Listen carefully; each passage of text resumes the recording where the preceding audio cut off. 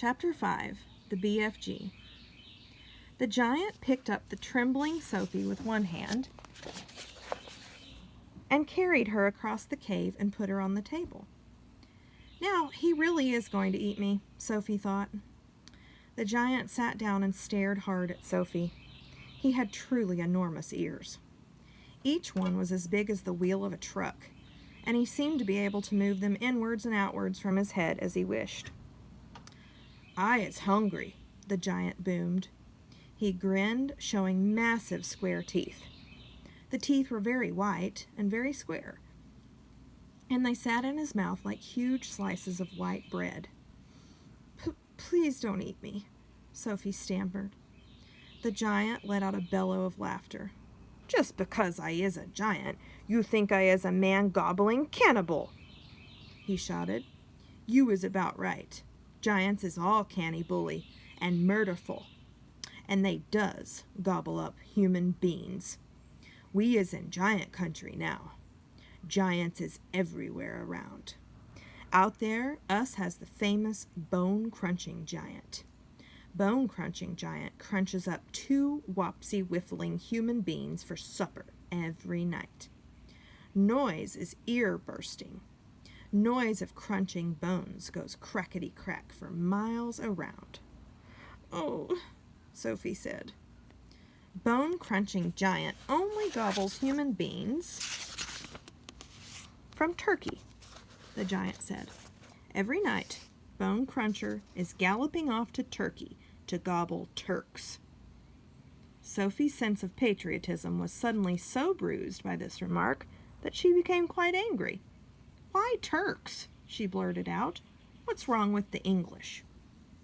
"Bone-crunching giant says Turks is tasting ever so much juicier and more scrum-diddly-umptious. Bone Cruncher says Turkish human beings have a glamourly flavor. He says Turks from Turkey is tasting of turkey." "I suppose they would," Sophie said. "Of course they would," the giant shouted. "Every human being is diddly indifferent. Some is scrum-diddly-umptious and some is ucky slush. Greeks is all full of ucky slush. No giant is eating Greeks, ever." "Why not?" Sophie asked. "Greeks from Greece is all tasting greasy," the giant said. "I imagine that's possible too," Sophie said. She was wondering with a bit of a tremble what all this talking about eating people was leading up to. Whatever happened, she simply must play along with this peculiar giant and smile at his jokes. But were they jokes?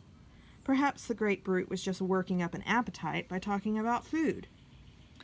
"As I am saying," the giant went on, "all human beings is having different flavors. Human beings from Panama is tasting very strong of hats." "Why hats?" Sophie said. "You is not very clever," the giant said, moving his great ears in and out. "I thought all human beings is full of brains, but your head is emptier than a bun-dongle." "Do you like vegetables?" Sophie asked, hoping to steer the conversation toward a slightly less dangerous kind of food. "You is trying to change the subject," the giant said sternly. "We is having an interesting blabblement about the taste of the human bean. The human bean is not a vegetable." "Oh, but the bean is a vegetable," Sophie said. "Not the human bean," the giant said. "The human bean has 2 legs, and a vegetable has no legs at all." Sophie didn't argue anymore. The last thing she wanted to do was make the giant cross. "The human bean," the giant went on, "is coming in dillions of different flavors. For instance, human beings from Wales is tasting very whooshy of fish.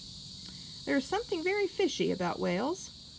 "You mean Wales?" Sophie said. "Wales is something quite different." "Wales is Wales," the giant said. Don't gobble funk around with words. I will now give you another example. Human beings from Jersey has a most distinguishable woolly tickle on the tongue."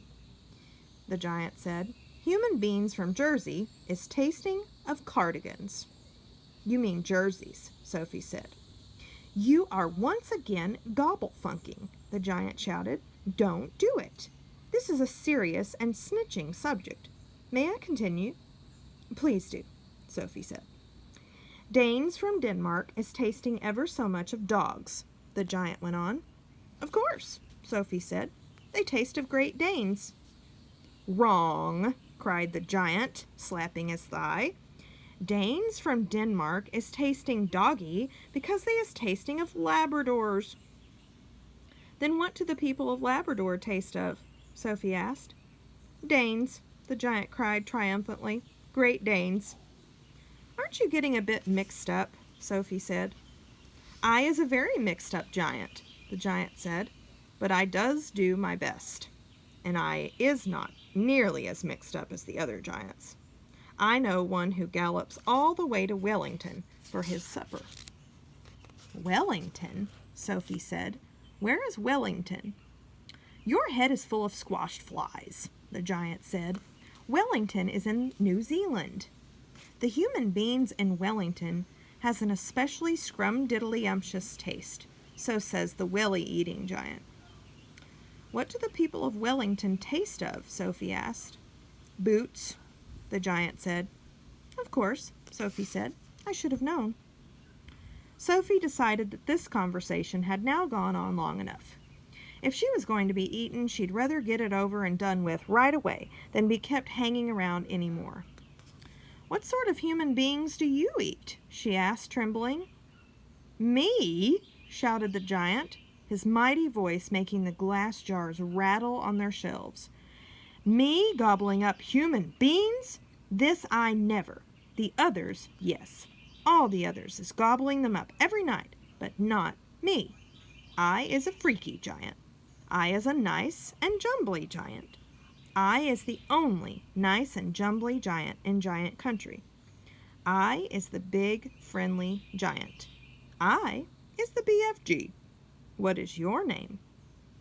"My name is Sophie," Sophie said, hardly daring to believe the good news she had just heard.